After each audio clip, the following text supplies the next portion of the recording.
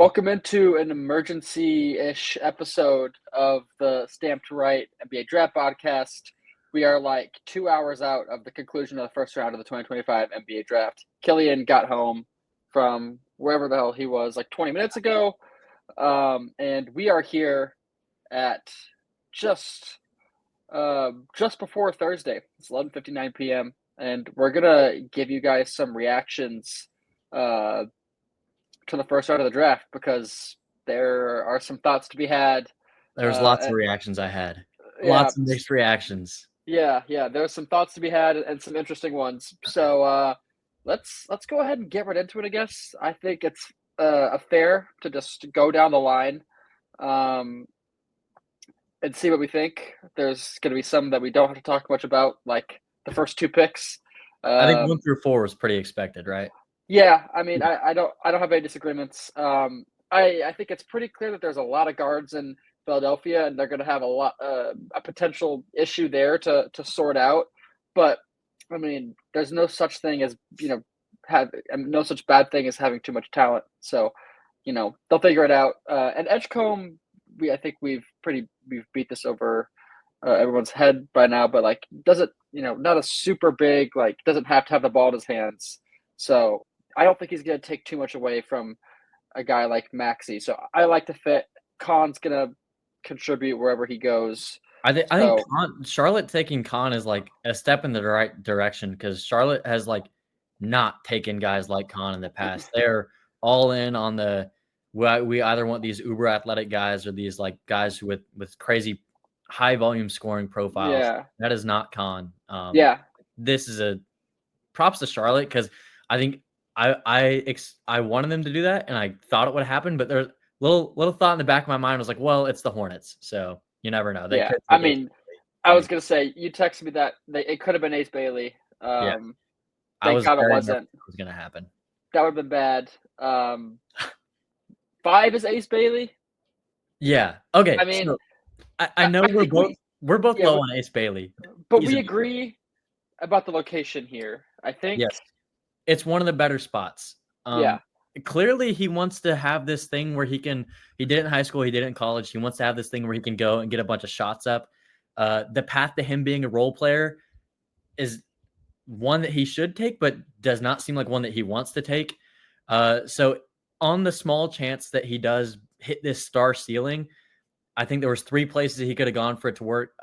2. I'm not even going to include Washington, actually. I'll say 2. It was Brooklyn and Utah, and he goes to Utah. So you know what? Fine.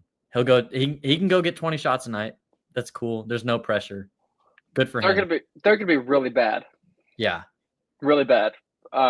They won't even be a fun bad. They are a bad. Bad. I mean, there's young guys on the team, but I would consider them still in the directionless category right now. I mean, I don't even want to pull up what their roster looks like because it's gonna be. I have no idea. A fucking disaster. They've no identity. Awful. For 3 years. Yeah. I mean, I think there are some talented guys there. There's guys that I've liked. I mean, I told you I was higher on Cody Williams. It's reasonable to be low on him, especially after what the last year. But I think there's still something there. You don't love Keontae George. I'm fine with Keontae George. I think he kind of is what he is right now. I mean, as a Bulls guy, Laurie's Laurie, but it's just like I don't know what they're doing. A lot of weird pieces on that team. I'm just kind of putting this together now. Aside from the group of like Kessler, John Collins, Colin Sexton, like the group of guys who are probably on their way out because they're veterans at this point, are any of Utah's young guys like good at something right now besides basketball shooting? Are any of them good at something right now? I mean, I feel like Isaiah Collier is. He's a fine playmaker, I guess, but he also. I would say he's a good. Having the ball in your hands like 95% of the game, like. I would say he's a good playmaker. I feel like Taylor Hendricks is a good defender. Bro, he snapped his leg. He might be done. Yeah. That's a little hard to bounce back from. I mean, he might have lost. Yeah. Step. He played a game too. Yeah. But if that's possible. Yeah. Filipowski's a fine shooter, but pretty bad on defense. So you're right. I mean, I would not like to be Utah right now. At least yeah, they it's have gonna Danny be Ainge, but I would not like to be Utah. it's gonna be interesting. And they did pick again later, which we'll get to, and it was actually a fine pick. So, Yes. um, 6 is Trey Johnson to the Washington Wizards. I mean, I don't really have many thoughts. They just traded Jordan Poole. They're basically getting him back. I feel like we both kind of agree with that. It's a Yeah. similar, archetype of player. I do think it opens up the floor for Bub to be more of a point.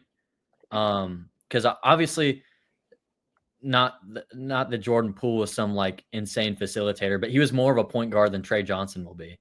So I think it does open up more point guard minutes for Bub, which is interesting. See if he can be the lead guard, see where that pans out. But either way, Washington Yeah, did need a score. And I think Trey Johnson's floor is kind of like a Malik Beasley-ish. So it's yeah, like I don't I hate think it's that. pretty good. That's pretty good addition for spacing and scoring wise to them. I like it. Yeah, I'm a fan. yeah. I mean, and we're not going to talk about any of the pre-draft trades. I feel like because there's a lot to unpack there. But I believe they also added, CJ McCollum was in that trade, so that's a really weird team. But it's honestly kind of interesting, and I would be lying if I said I wasn't like the slightest bit intrigued. I think a lot of people probably are. So going to be interesting to monitor that. I'm not enamored with Trey Johnson there, but I don't hate it. I feel like it makes sense. Um, 8. 7, 7 is Jeremiah Fears. Yeah. Again, I'm kind of indifferent. It is what it is. It's fine. I don't know. I don't hate it. I don't love it. I don't understand what the Pelicans are doing. I mentioned Utah being directionless earlier. At least they're bad, like tanking bad. What on earth are the Pelicans? Like, I Yeah, have no idea what they're doing right, like who they are right now, what they're going for. I don't even know who's going to be on their team in a week. Like, yeah. I mean, what are they doing? it's a weird team, and I mean, like spoiler alert, they also you know took Derek Queen, who I feel like we both like. Yeah, And yeah, it's just like, but we talked about this when it came to drafting centers when we did our mock draft, the episode we posted earlier this week, and I think I set come on Model Watch there, or one of us did, or one of us set a big there, and talking about the development of Eve Misi, who I also personally like, and it's just there's a lot of moving pieces. You add Jordan Poole, um, yeah, I don't really know. Jordan Hawkins is on that team. He's fun. DeJounte Murray. It's a lot of guards, and completely then forgot about DeJounte Murray. So DeJounte Murray. I mean, I liked it. I really liked DeJounte Murray. yeah, he's fine. Herb Jones and Trey Murphy. I mean, it honestly feels like they have pieces there, though. They do. But again, well, I think a lot of it really depends on Zion Williamson, and we don't know what the hell's going on with him. God, the Twitter memes are so good with him and Derek Queen, man. They're so good, so good. So I should feel bad, but I don't. Okay, so with the Pelicans, they've been for some reason fielding Trey Murphy and Herb Jones trade offers, right? Makes no sense. I don't understand it, but they are. So clearly they might not be with the team next year. I kind of thought Murphy would be dealt before the first round, but maybe he won't be dealt now. They have a lot of different lineups they can roll out, but it's just I mean, you could roll triple big of Queen, Misi, Zion sometimes, but then I see the avenue for Queen getting minutes, but where does Fears get minutes? Yeah, with It's like McCollum and DeJounte. DeJounte and Poole, and then like you said, I don't think they're going to completely punt on Yeah, Jordan Hawkins yet. Not like he's some stud. yeah. I don't I think mean, not that this makes a huge difference, but they're gonna probably find minutes for Jose Alvarado too oh yeah, if he stays. So I don't know. I don't know what they're doing. They just Do you think? Sorry, go ahead. no, I was basically just continuously dumping on the Pelicans. Like Yeah, they just I don't understand what they're and obviously yeah, it's a new guy now. Joe Dumars I think took over, so maybe he'll be shipping out Murphy and Herb Jones because he didn't draft them and now he's starting over. I do think Queen and Zion is fun, and I think Misi can maybe complement Queen, but it's at the same time, Fears and Queen are not going to be contributors right now. yeah. So are you trying to compete? Because I mean the No. Pelicans roster right now, I think we could both agree has a ceiling of if Zion plays like a top 10 player, they're still probably only an 8 or 9 seed.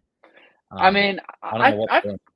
I don't know. I feel like with like another move or two, if it wasn't so crowded, because I mean Jordan Poole can come off the bench, right? Like he's been Yeah, doing but you that. can't really start Fears and DeJounte. I guess if you I mean guess start Herb not. Jones at the 2, then you could do that. I guess I didn't think about that. I was gonna say I really like Trey Murphy a Yeah, lot, and obviously. like I feel like you could make the argument that he should be the focus of that team Not a instead of well instead instead of of Zion. Zion. Instead of Zion, I think there's an argument there. I don't know if Zion is a. I mean, Where obviously, does a Trey like, Murphy led team get you? well, what is a Zion led team? Where has that gotten you? It's just I'm just throwing it out there, Fair. And I know obviously Zion has a higher ceiling, but he's been so unhealthy, and I don't know if that's getting any better. Maybe they just completely clear house because I feel like Zion's been thrown around in trade rumors for like vaguely thrown around in trade rumors for a while now too over the last season. So maybe you Yeah. just completely clean the house and um, restart. So I don't know. Directionless. Maybe there is such a thing as too much talent. Because there are plenty of Yeah. talented players on that There team, is, yeah. but with no direction, like we've said. Um, I'll tell you this. speaking, I won't be busting out my Herb Jones jersey anytime soon. The Pelicans are a yeah, disappointment right now. yeah, that's quite the poll. Well, let's go on to an even better group. And honestly, let's talk all about Brooklyn right now. Let's just get it out of the way. Just Um, disaster. yeah, Terrible. F minus minus minus. yeah, before Killian dumps on them, I will uh deliver, what they did that was so infuriating. First pick is Igor the mean guard from BYU. The second one is Nolan Traore, 2 point guards, Traore from France. The next selection is Drake Powell from North Carolina. Right after that, we get Ben Saraf from Israel. He's a combo guard 1/2. So,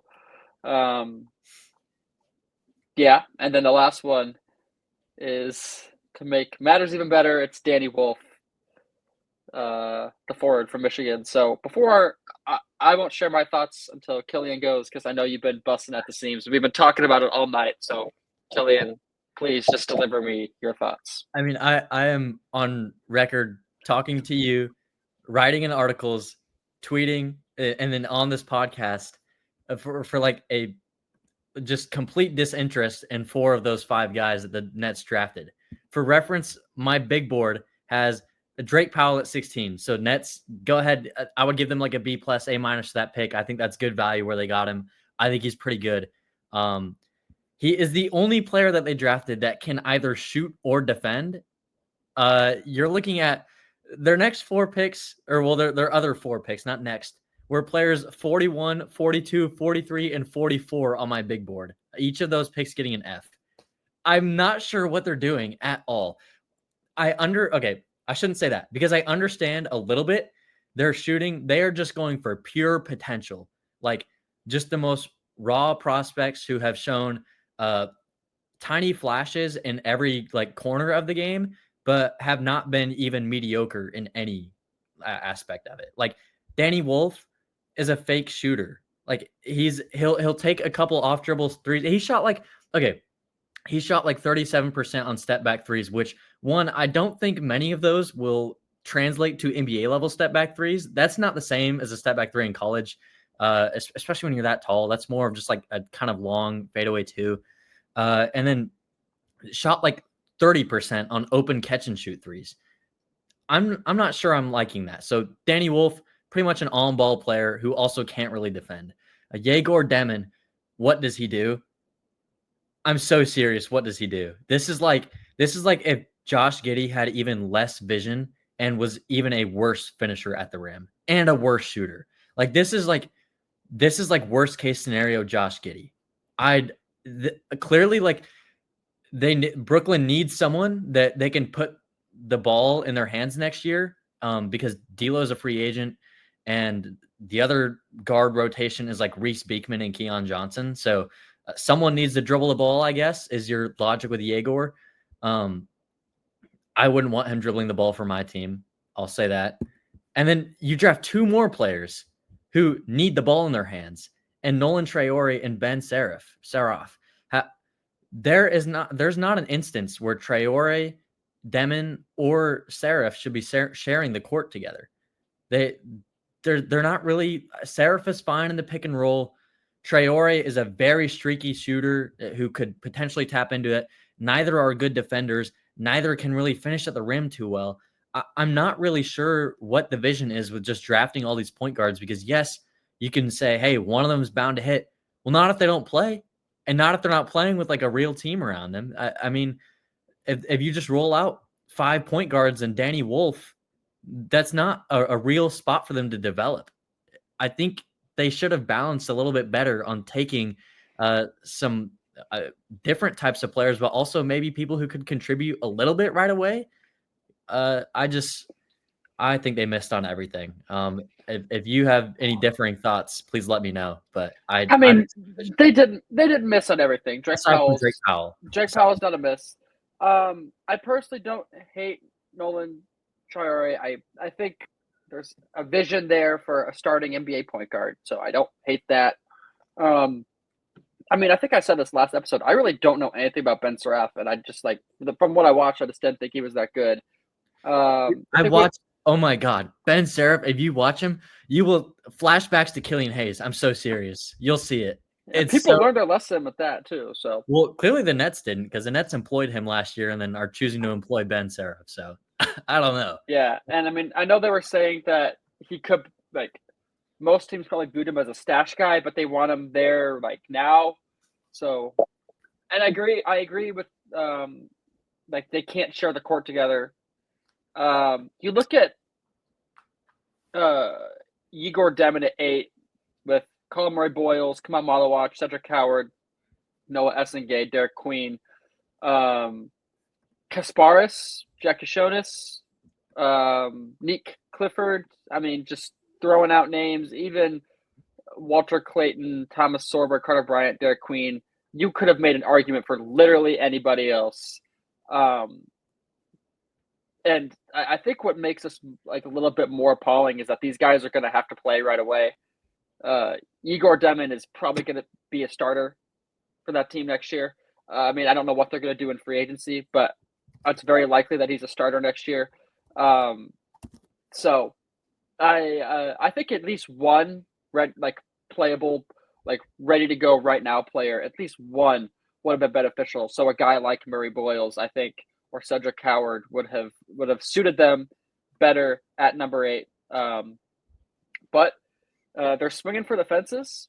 And we both know that it's possible that some of these guys hit.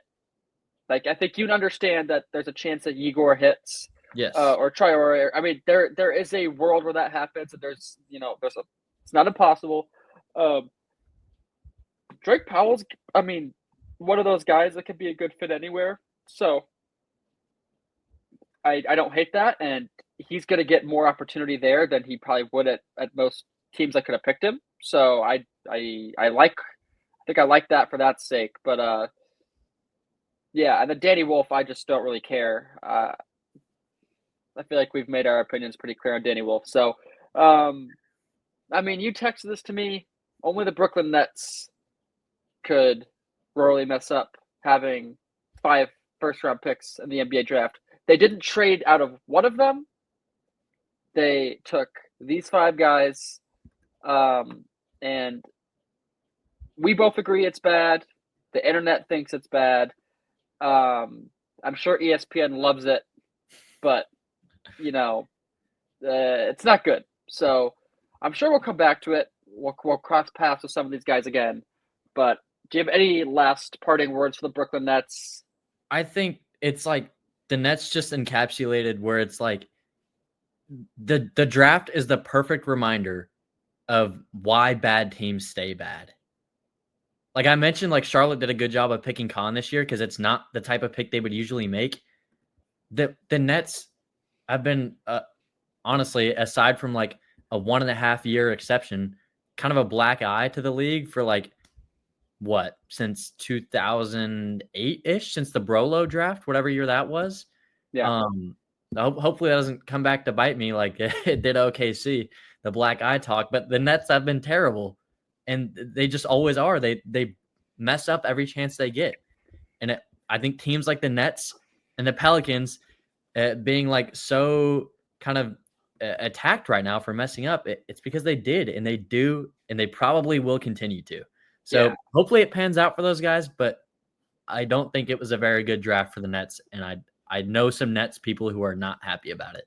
Yeah, I mean, you want to talk about directionless again. I mean, you have Cam Johnson, who I think most of the NBA circles really like Cam Johnson. I mean, he does his job very well, and he's turned into more than just a volume shooter. He's a pretty balanced 3-level scorer. So everyone loves Cam Johnson. He deserves better. Then there's no reason they didn't package him to trade up or something. Cam Johnson. Sorry, yeah, but I agree. Cam Thomas is a generational shot chucker. He's in the Jordan Poole mold, and that even might be generous. Even though, I mean, they don't even play him. Like they don't like. It seems like Brooklyn doesn't really like Cam Thomas. And then you go down the list, and it's like, what are we looking at? So, directionless team. It's bad. It's really bad. This didn't help their chances. They have one other second-round pick early in the second round. I don't know who they could take to rectify that. Yeah, really. I don't know really if you bad. saw Colin just got on to Nets on SI. I did. I feel sorry for Colin because he's gonna have to watch at least 60 games of a Yegor Dem and Cam Thomas backcourt, and I don't think I could do it. That's some trooper shit right there. I'm tearing up thinking about it. I couldn't do it. Yeah, no, that is I don't think I've fully processed how bad that really is. Let's move on to something that Colin Murray Boyles didn't really appear to like, but I don't hate. He was picked 9th overall to the Toronto Raptors. Wait, he didn't like it? No, did you see that video? No, I was out at like a fire pit. I just had to watch through Twitter. I didn't have enough service. Okay, so there's just a video of him shaking his head. He's like, "Fuck," and he just shakes his head, and he really was not happy about it at all. Oh man. I mean, again, he's one of those guys that can kind of go anywhere, and I actually think like I don't think he was the best player available, but like positional need wise, I actually think this works out pretty well for them. So I don't know if you have any thoughts, but I think he's going to be a guy that can get going like really fast for them. So do you have anything to add at all, Killian? Well, Toronto's whole shtick was like, at least for the last like 2/3 of the year, maybe third, maybe I'm exaggerating that. The last like third of the year, their whole thing was, we're gonna like throw a bunch of long defenders at you and just pressure the ball a ridiculous amount. With Scotty, with IQ, even RJ was doing it. Ochai. So, but I think the thing they were missing from that is a mobile anchor.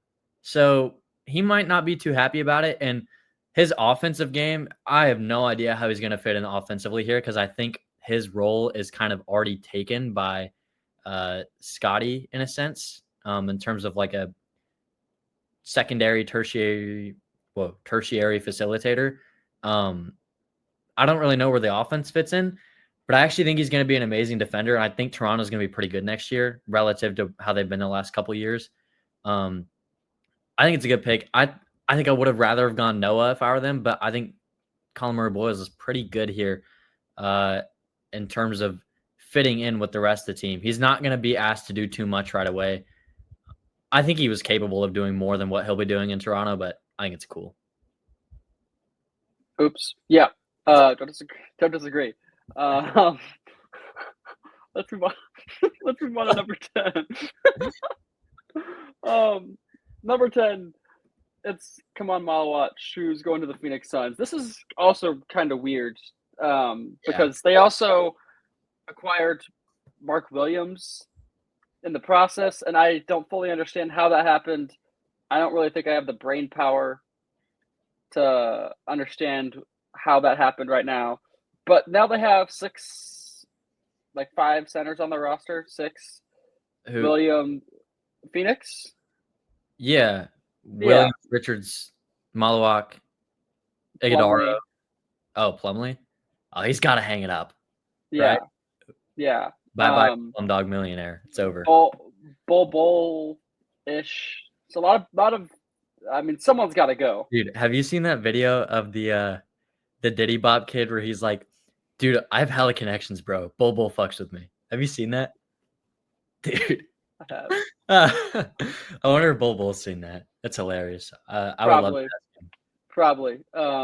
Anyway, yeah, I don't personally love that for them because I feel like when you talk about Kamal Malawach and NBA comparisons, Mark Williams' name gets thrown around a little bit. So it just doesn't make sense. It's like you have 2 of the same young center, unless they're planning to make more moves. I mean, they're going to have to because they have 15 centers on their roster.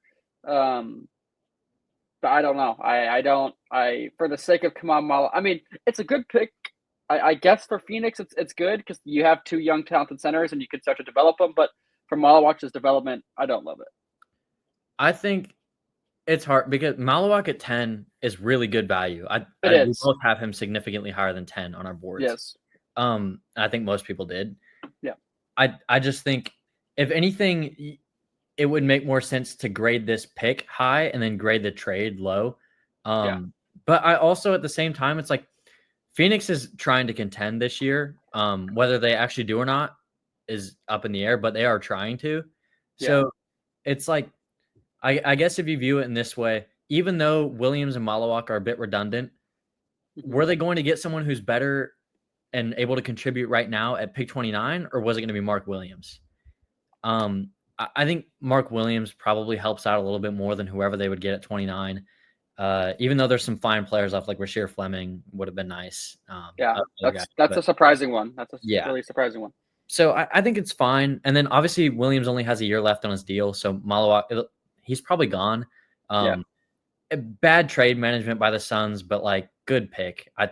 Malawak can be the anchor for the future, and they won't have to worry about it. Good way to frame it. This obviously comes in lieu of a trade involving Kevin Durant and going to Houston, Jalen Green, and Dylan Brooks. That pick, which was Kamal Malawach, heads to Phoenix. So interesting stuff there. Number 11 is one of the ESPN analysts called him Colin Cowherd. That's embarrassing, but it's Cedric Coward from Washington State. He's going to the Memphis Grizzlies. I don't want to talk too much about this one because I really like it, and he's going to be great there. I think we both have stated our love for Cedric Coward. I think a lot of Thunder fans would have liked to see him either fall or then move up, but I don't think that was really ever going to happen. Even though Sam, I mean, they said they wanted to, but I don't think that was going to ever really happen. So good move there. And really, when you look at some of the stuff that happened, like Igor at 8 and Murray Boyles at 9, like not even hating on the Murray Boyles pick, but it makes you realize how good Coward was and that he really had a range to go higher. If Brooklyn was really good, intelligent. So interesting stuff there, but Memphis gets a really good player. Number 12, Noah Essenge for the Chicago Bulls. I'll step in and say I love this. I guess it's not like a shock that he fell. I thought he was going to go higher, but good project. Him and Buzelis is going to be a lot of fun. Definitely a little boomer bust, obviously, but I think we both like him. It's kind of nice to. I feel like normally the guys that the Bulls take are players I have low on my board. Second year in a row where, I had Buzelis really ranked high last year. I had Noah Essenge ranked high this year, and they both fall to us. So I like that a lot. Taking advantage of that. Do you have any thoughts on Noah?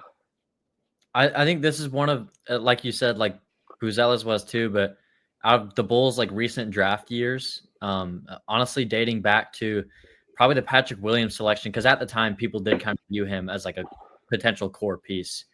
I think Noah should be viewed as a building block, I think. Absolutely. And so I think that's a win for the Bulls because they don't do that very often. So I think this is a win. Not at all. Yeah, to have two young, what Senge doesn't turn 19. I think the broadcast said he doesn't turn 19 until December. Buzelis is obviously very young as well, so it's nice to have two young guys with incredibly high ceilings. I think it's going to be fun to watch. So many. I know there's trade rumors before and during every draft, but I saw P. Will, Lonzo, Kobe White, and Vooch were rumored. They're shopping all four of those guys. So could be an interesting offseason for us.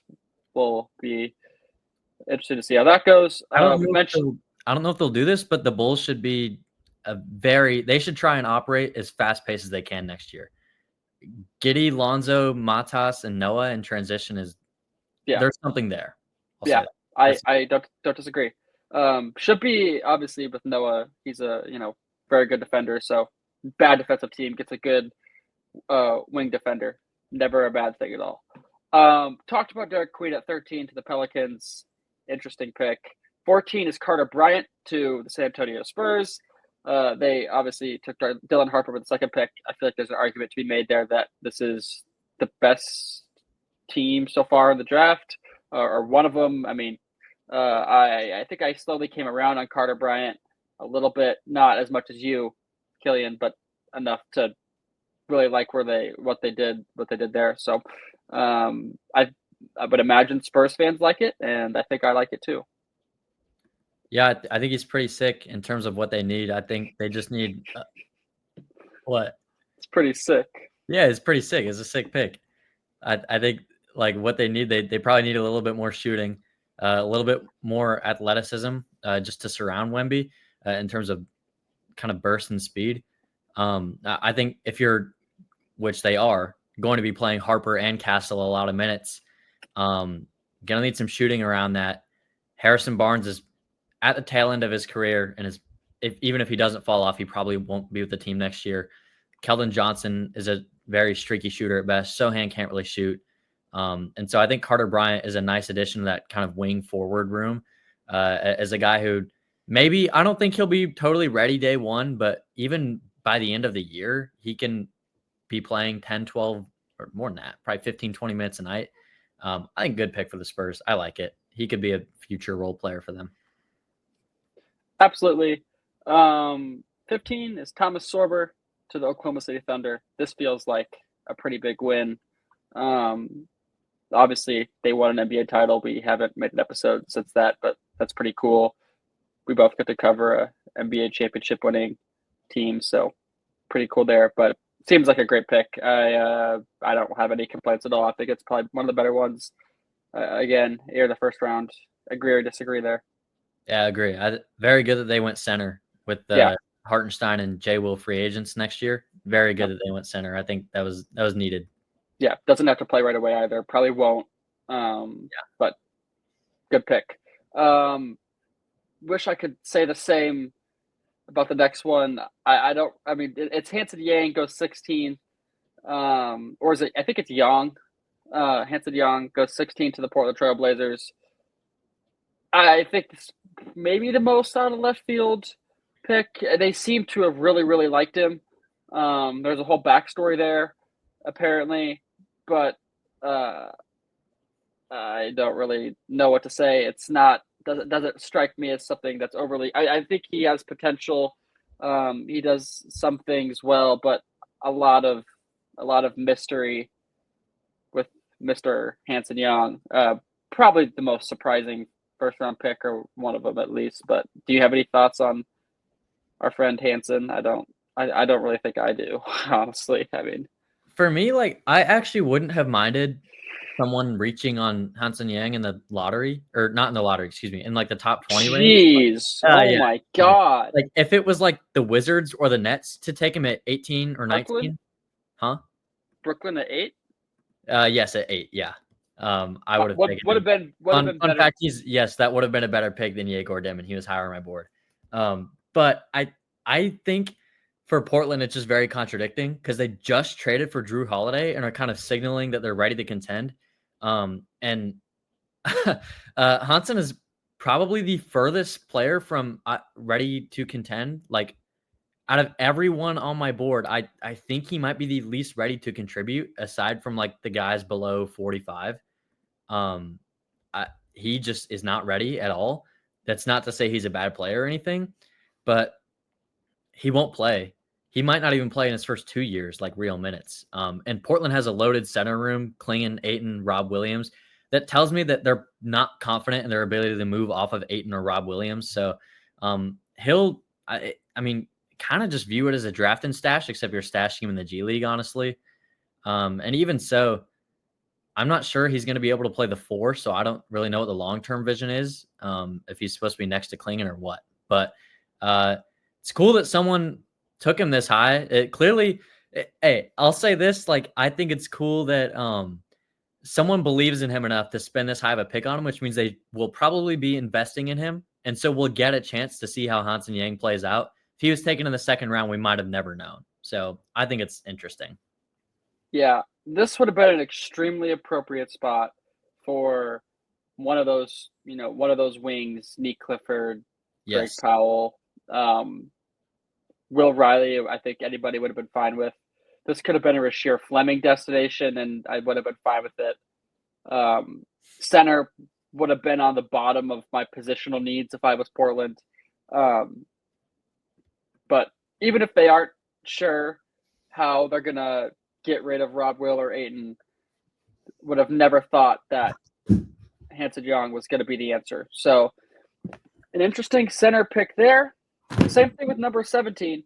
The Timberwolves took, he has we say Joan Behringer, but it's not how you say it, because why would it be?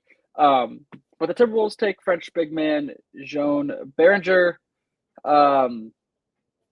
I actually had him somewhat high, and I think I kind of like Joan Behringer. Very good rim protector. I wouldn't say he's the best. The ESPN broadcast said he was the best. I don't agree, but they said he was yes. over 4-time Big East Defensive Player of the Year, Ryan Kalkbrenner, and that and Malawak. Yeah, they did say that. Wow. So, I don't know if I agree with that. They gave him a Mitchell Robinson comparison. I also don't know if I agree with that. But I do think there's something there. I was just thinking about this because he reminded me, and I don't want to embarrass myself, and not even reminded me of Leonard Miller, but he reminded me that Leonard Miller was with Minnesota, and I really liked him. And he actually still, he plays garbage time minutes, but I think that's a guy that might be part of their future plans. So yeah, that seems like kind of a redundant. And I think Leonard Miller was he's either a late first or an early second in that draft class.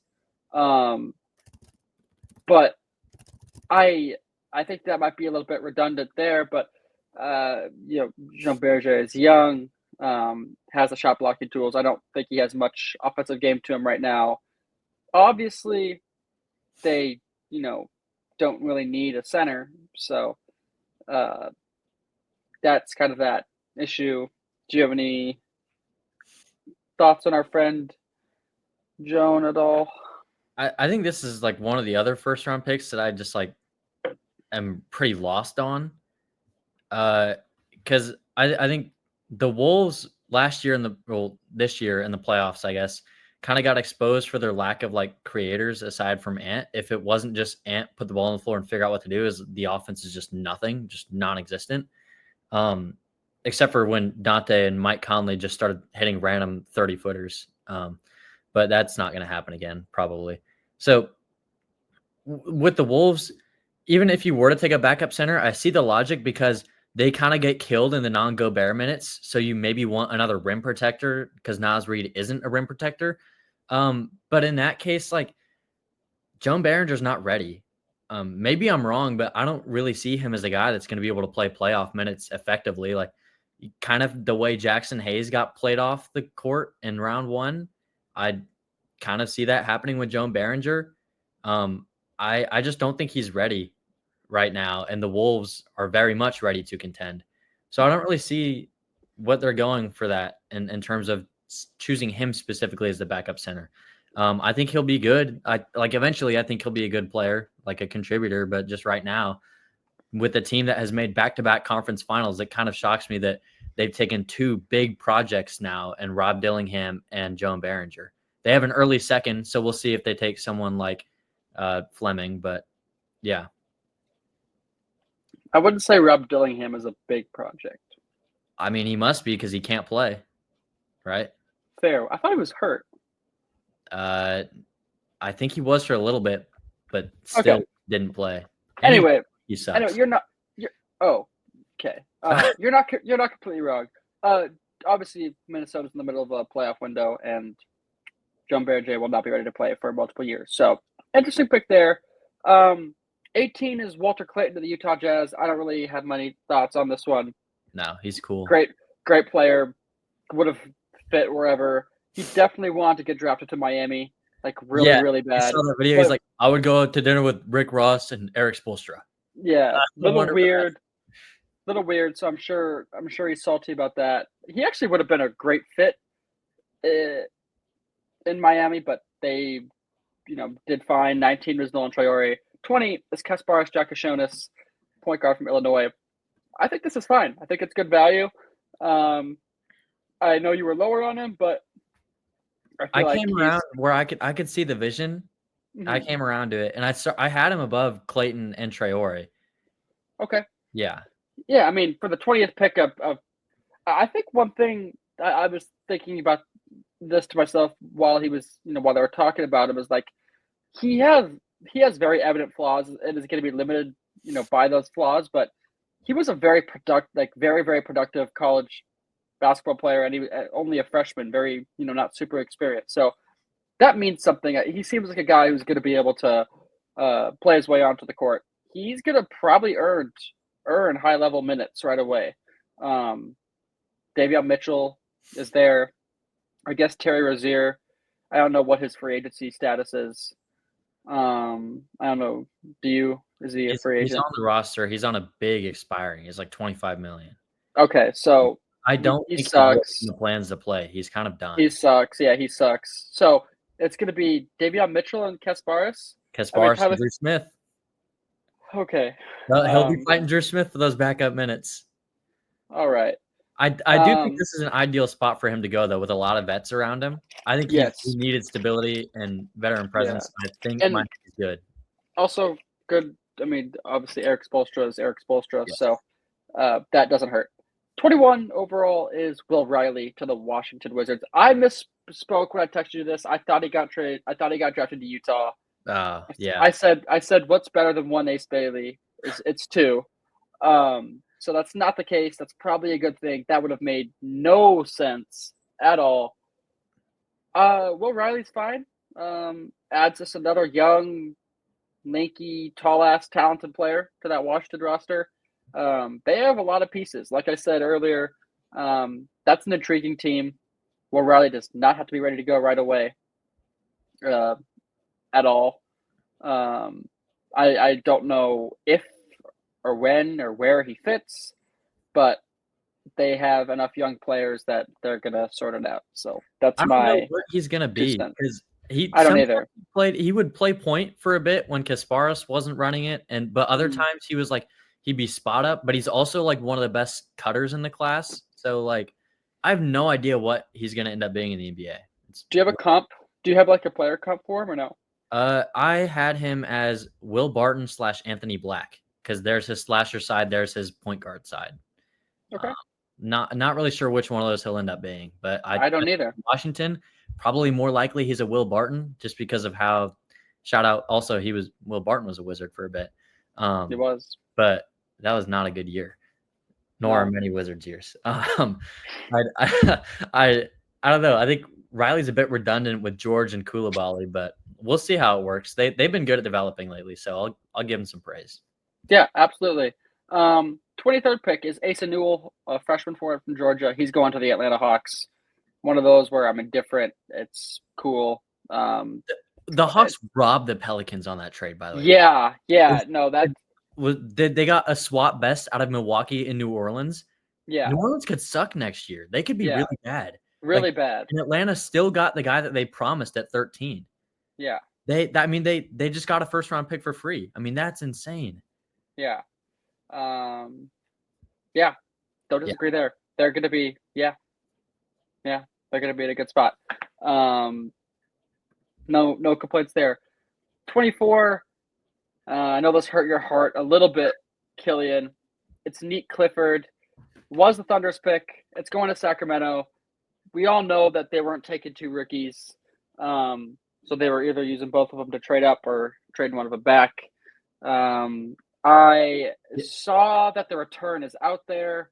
I don't know what the return was, but I would imagine it's 2027 Spurs first, protected 1 through 16. And if it doesn't, like if the Spurs finish 1 through 16, then it turns into 2 seconds the following year. So it's basically just turning the 24th pick this year into something that's probably like the 20th to 25th pick in 2 years. So, which whatever. Okay, by the way, I posted on Twitter. I was like, "Why would the Thunder trade Meek?" Yeah, you got flamed. Obviously, everyone is like, "Well, they don't have any roster spots open." It's fucking Ousmane Dieng and Dylan Jones taking up the last 2 spots. My goodness! Like, sorry guys, I didn't realize these were key components who can't be cut or moved. Like, I assumed one of them was in that trade, and I think most everyone did. And I got called a dunderhead. I've never heard that in my life. What is the dunder? Yeah, that's a new one to me. Yeah. This looks like it's a Thunder burner. I haven't really explored much into the NBA burner community. So what's his name? He has Will Poulter as his profile. Will Poulter from. Dude, I like Will Poulter. Will Poulter from We're the Millers. Yeah. Oh man. I don't know. His first post on Twitter is TS so tough star emoji, and it's a TikTok about Juice WRLD. So there we go. That's who my Twitter comments. Shout out Gago BLGL. Yeah, that's a good one. Yeah. Are you gonna start calling people dunderheads now? Dude, that sounds like something that like millennials who really like The Office would call themselves. Like, oh, I'm such a big dunderhead. Or like in 19s or like a 1700, 1800, like a steel worker. Yeah. Like, I don't even know, dude. That's a new one to me. Yeah, this is something my grandparents probably say. I don't. Regardless, I feel like the Sacramento Kings are one NBA team that I just don't really know much about outside of the Bulls connections. When I think about Neat Clifford, it made me think about Colby Jones. Those are some interesting. I don't know why. I think there's some similarity there. But Neat Clifford's a great player. I think we both really like him. I came around to him, moved him up a little bit.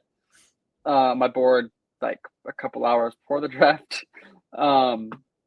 So I don't know where he fits, but he is one of the short list of guys who's going to find a way to get on the court and contribute right away. So the Kings have needed wing depth for forever. So I mean, probably good. Maybe it's an issue. Yeah, he might start. I was gonna say maybe it's an issue that Colby Jones ever got minutes, but he sucked. He couldn't play in Washington, dude. Yeah. So I don't know. 25 to the Orlando Magic is Jace Richardson. I think we both agreed, like over text, that this is a really good fit. Yeah. And he again another guy that has a lot of potential, but doesn't have to be ready to go right away. And I'd be surprised if he plays a lot this season, if not at all. I mean, Orlando is clearly making, they're trying to create a championship window. I'm not saying they are going to do that, but they're making the run for it. So, do you have any thoughts on this one? I mean, I feel like it's a pretty good systematic fit. I kind of think he could play right away. I mean, he's a 40% 3-point shooter. Yeah, not a significant amount though. Like I mean, I would feel comfortable giving him 15 to 20 a night. Okay. They don't really have guard depth either. I guess they just open for him. I guess they did just get rid of KCP and Gary Harris and Cole Anthony. Yeah. So I guess they do. Yeah. I mean, all he's got to do is beat Jet Howard. When you think about guard depth, it's Jet Howard, Caleb Houston, Anthony Black, Corey Joseph, who was starting in the playoffs. How fucking awesome is that? Corey Joseph, that is awesome. That's as good as it's gonna get. So I guess I lied. I mean, he probably will play more than I guess I thought. So that's a Yeah. mistake by me. A pick though. I think we're in the. Yeah, I I like it. don't know. I don't know what else I would have wanted them to do. Certainly not Ben Seraph or Danny Wolf, which were the next two picks by our coveted Brooklyn Nets. 28th pick is Hugo Gonzalez to the Boston Celtics, Spanish guard. Not a fan. I don't even think I had him as a like drafted grade. So, um, really, I know he played at a high level overseas, but lacked consistency in production and has the tools, but I don't know what he does well. So, this might be a stash. Yeah, can he be stashed? I think he has. I I think don't it was know. actually like a topic early in the process when he was up in like Yeah, lottery boards that he had another year and could be exercised to go to the NBA. But I think he can stash if he wants to. yeah. I don't really know, but I don't think he's that good. But Boston is one of those teams that you kind of trust with Yeah, player development. So, maybe there's a vision there. I also really thought Brian Kalkbrenner was going to be picked here, especially after the Porzingis trade.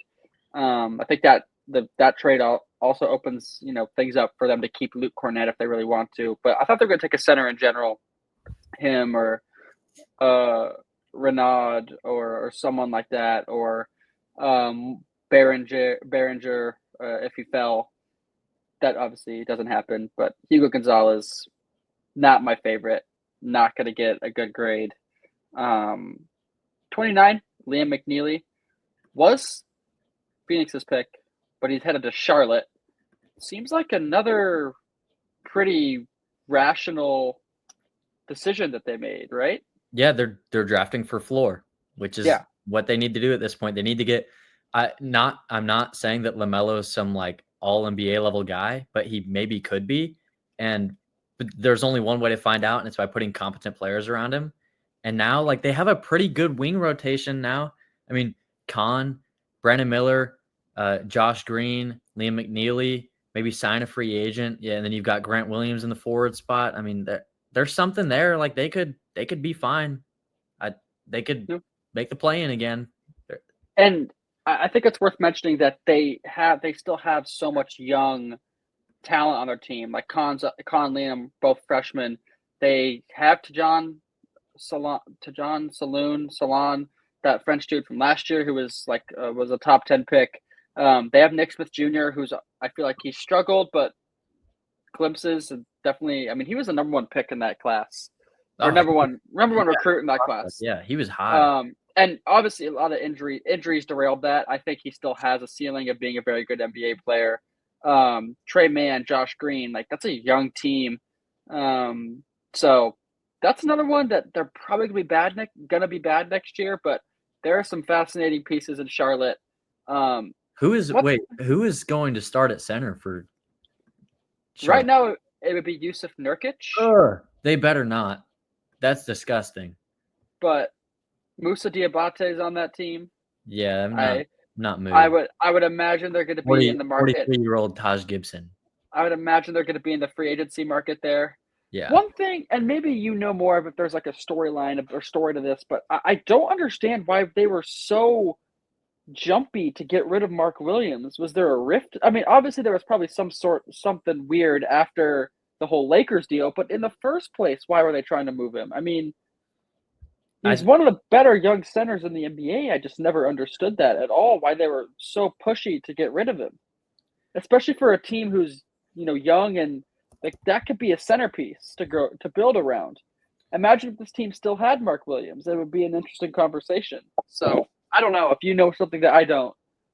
I mean, to be honest, he kind of wasn't that good this year. He had. I mean, this is pretty hard to do. He had like a negative, I think 4.5 something point or whoa, I cannot speak. You got it, dude. Negative 4.9 point differential Wow. for his on-off this year in Charlotte, by the way. That is very hard to do. So not too good there. On top of that, just being super injury prone on a team whose best two players already have a pretty rough injury history. That's not really something that entices me a whole lot. And honestly, like he puts up good stats, but he's not a great defender. He'll rack up his every once in a while his 3, 4, 5 block game, but like it's kind of like the Miles Turner thing where he's kind of block hunting and he's not good in space and he can't really rotate and he definitely can't switch. It's kind of rough. He's definitely not there yet, and that on top of, but I do think they would have. The thing that pushed it over the edge was the trade, obviously failing. You kind of can't really keep a guy after that, unfortunately. No. I think they would have moved him if they could have earlier, but obviously the deadline passed. I mean, so you don't think he's that good? I think he can be, but he certainly has a long way to go, and the injury history and the trade, all of it together. If it was just one or two of those things, but all of it together is just a little too much. He could be good if he didn't spend his first 3 years with the Charlotte Hornets. Yes, very much so.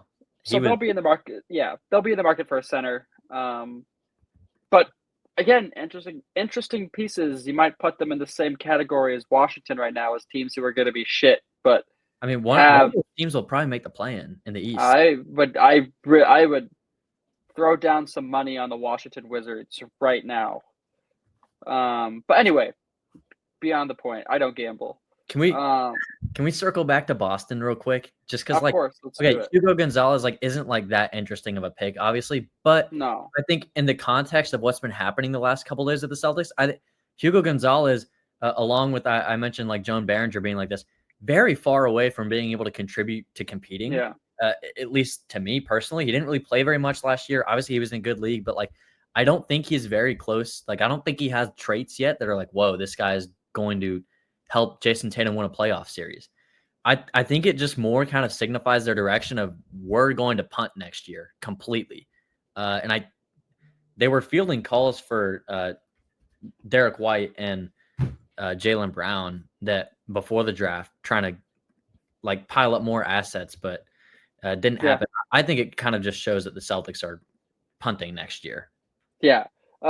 Certainly interesting. They're old and expensive, so I guess it kind of makes sense, but gonna be interesting to see where that goes. And this is another fun one that I figured you really wouldn't like with the number 30 pick. Yeah. It's Yannick Conan Niederhauser, big man from Penn State and Switzerland. Here's a really fun quote from this scouting account that I just randomly popped up in my feed. Great athlete, not a great basketball player. I feel like that pretty much describes Yannick Conan Niederhauser right now. I think I'll give him credit for the shot blocking. I think he does that well, but he doesn't have. I don't want the ball in his hands on offense, and he's not very good on defense outside of his ability to jump high. So, yeah, bad pick, especially with Ryan Kalkbrenner on the board. And you could have even justified, I know we both really like Amari Williams, and he's probably not going to get drafted. But, you could have taken Amari Williams. You could have taken Janai Broom was there. Janai Broom. I think Janai Broom would have been pretty good there, actually. I think that was a valid pick. Honestly, I'm a little surprised he didn't go. I was kind of thinking he was going to go in the first round. Yeah. I kind of like Vlad Golden from Michigan. I wouldn't have even hated that. So I don't really know what the deal was. And you could have taken a 4 Renaud was still around as well. So yeah, I don't know. Really makes no sense at all. I think Yannick, right now, there is serious debate on whether I would rather have Yannick or Sean Phillips Jr. on my NBA team. That is a serious conversation that should be had. They are nearly the same player. So you're saying that Sean Phillips can be a first-round pick? I would have taken Sean Phillips before Yannick. I'll say that. Well, I feel like we can Yannick has a ceiling of Drew Eubanks, who is already on the Clippers. I think he's still there. I Yeah. think. Yeah. A ceiling of Drew Eubanks. What it seems like. Well, those aren't good. Probably not. Not a good thing. What a way to end the first round. Before we end this, who are your 5 best available players? Mine are Rasheer Fleming, my 10th overall guy, Adu Thiero, my 14th overall guy, Ron Kalkbrenner, my 21st, Sion James, my 23rd, and Noah Penda, my 24th. Who do you have available? I have Calc at 8, and then Fleming at 14, Noah Penda at 20, Cam Jones at 23, and Amari Williams at 24. Okay. Yeah. I kind of thought Cam Jones would go too. I think Cam Jones. Yeah. I guess. God, if Brooklyn had half of a fucking brain, they would have taken Cam Jones. Yep. This is like an all-time. Maybe I'm wrong, but I don't think I am. But this is like an all-time draft fumble from Brooklyn. There's just so many other ways they could get, and they drafted the same player 3 times and then drafted a bad player a 4th time. Like seriously, Saraf, Demean, Traore. I just there's no way. There's no rationalizing that at all. And like there's honestly, not any rationalization for that. Probably one of those guys will end up panning out as a productive player. One of them, just because the odds. One of them will probably pan out. But you just punted on 2 of the other ones because you took the same player. They're not going to develop correctly. Like you could have gone. So even if you took Yegor at 8, because I knew that was a rumor and a possibility the whole time, they could have gone so many other directions with their other picks. You could have went with a Will Riley who's more of a wing, or you could have went with a big.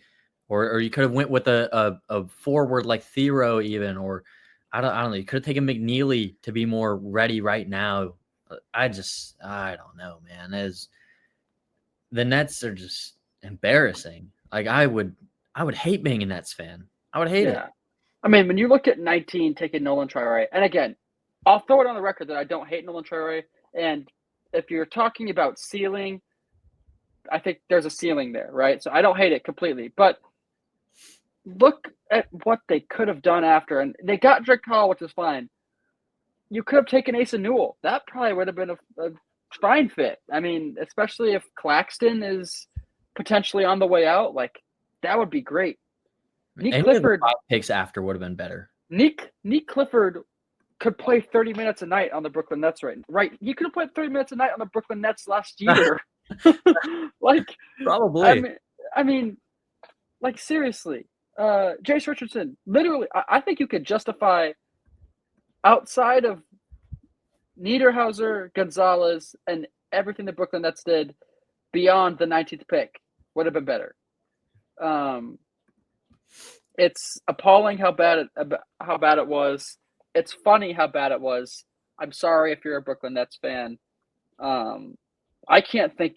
I mean, you have a deeper NBA historic bag than I do. Is there a worse draft than this in recent memory?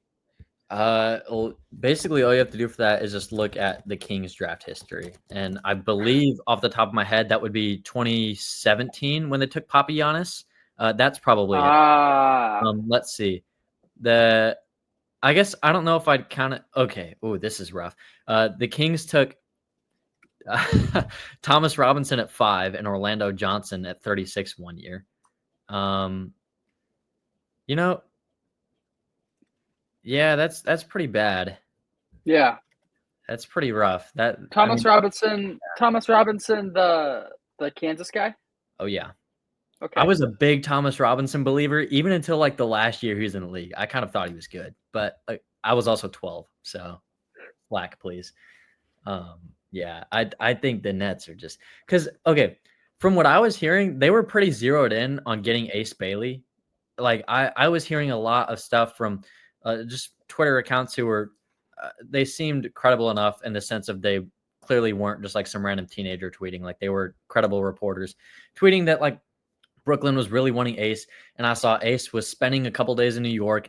Obviously, he was meeting with a team in New York who was obviously not the Knicks because the Knicks weren't going to trade up to get him. He wanted to go to a place where he has free reign to chuck shots. He obviously didn't want to go to Utah. They just took him anyways. I was pretty convinced that Brooklyn was going to take him, whether it was like a trade up with Charlotte or just took him outright at 8, and then they didn't. So I'm imagining in my head right now, like that scene in SpongeBob when something goes wrong and I don't know exactly what happens, but like all the little SpongeBobs in his brain start like freaking out. There's like a fire and they're running around screaming and like the gears are like stop grinding. Like that is what I imagine like the Nets war room as soon as Ace Bailey got taken by Utah. Because they probably planned on taking Yegor at like 18 or trading up with Portland to 11 to get him after that. And just since Ace was gone, they're like, fuck it. Yegor 8. We'll figure it out later. And just like had no clue what to do after that. And then Memphis jumped them and they called Portland beforehand. They're like, hey, Portland, we'll give you this. Don't talk to Brooklyn. And then Brooklyn's like, fuck, we don't know what to do. That's what I'm imagining. And then it's a war room right now.